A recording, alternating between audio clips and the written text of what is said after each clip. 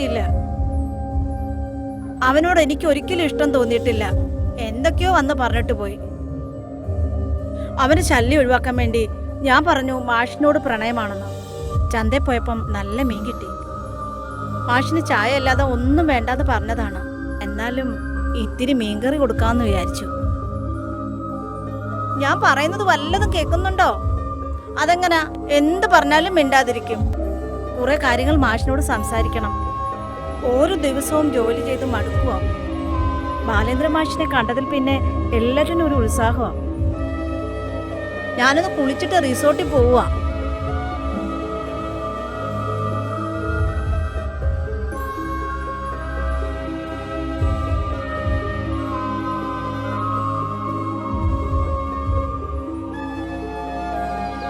മീൻകറി കഴിച്ചിട്ട് അതെങ്ങനെയുണ്ടെന്ന് പറഞ്ഞില്ല. അല്ലെങ്കിലും ആണുങ്ങൾ ഇങ്ങനെയാ. നല്ലൊന്ന് കേൾക്കുമ്പോൾ ഒരു സന്തോഷമുണ്ട്. നാളെ മുതൽ ഇങ്ങനെയുള്ള കറി ഉണ്ടാക്കിട്ട് വരരുത്.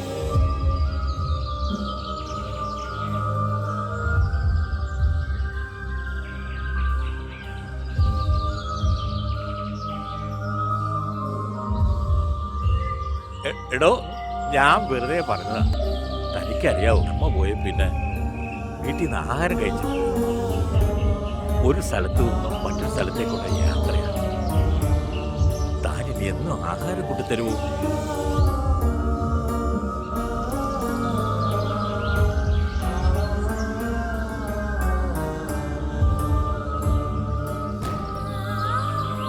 ചോറും മീൻകറിയും മാത്രം മതി.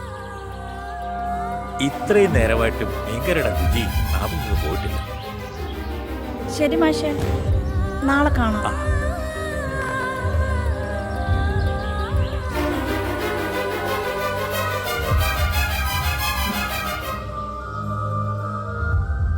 മാഷേ, എന്തു പറ്റി? ഈ പുസ്തകം മാഷിന് ഓർമ്മയുണ്ടോ? അന്ന് പഠിത്തം നിർത്തിയെങ്കിലും ഈ പുസ്തകമൊക്കെ ഇപ്പോഴും ഞാൻ വായിക്കാറുണ്ട്.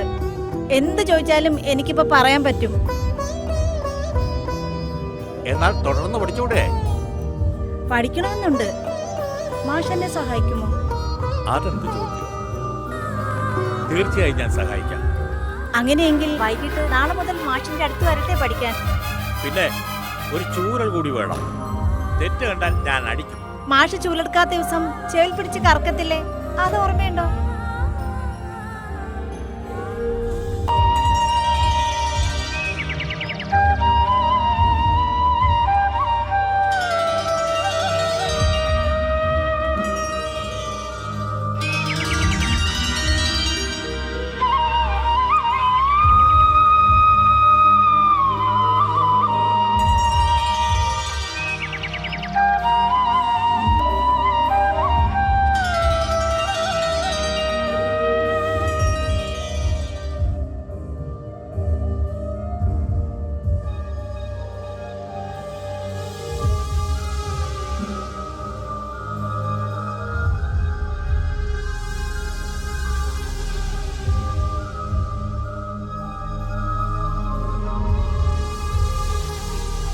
എവിടേക്കാ?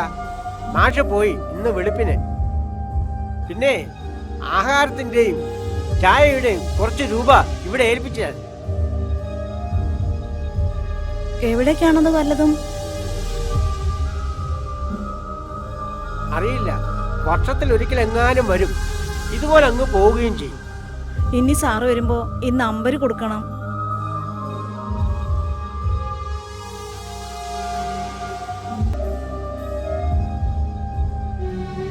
മാഷിന്റെ സ്ഥാനത്ത് എന്നെ കണ്ടൂടെ? അല്ലെങ്കിൽ ഇവിടെ ജോലിക്ക് നിൽക്കേ. മറ്റുള്ളവർക്ക് കൊടുക്കുന്നതിനേക്കാൾ കൂടുതൽ ശമ്പളം ഇവിടെ ഞാൻ തരാം. സ്നേഹം കിട്ടാത്തവനാ ഞാൻ.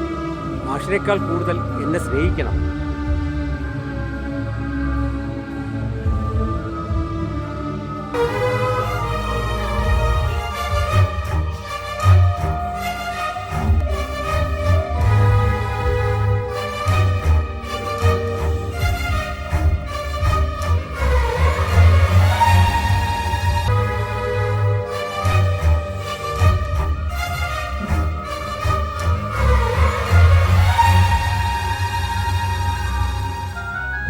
ഈ നമ്പർ എൻ്റെ കയ്യിലിരിക്കട്ടെ. കാട്ടിലെ പെണ്ണും കാട്ടിലെ തേനും കിട്ടാൻ വലിയ പാടാ. അവളെ കണ്ട നാൾ മുതൽ എൻ്റെ ഉറക്കം കെടുത്തുവാ.